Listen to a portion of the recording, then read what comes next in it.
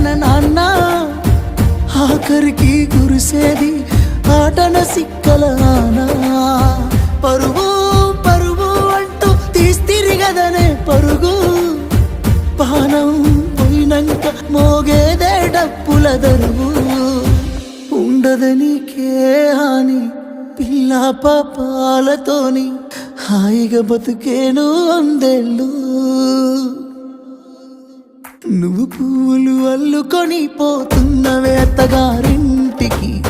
నే పువ్వులు జల్లుకొని పోతున్ననే కాలే కాటికి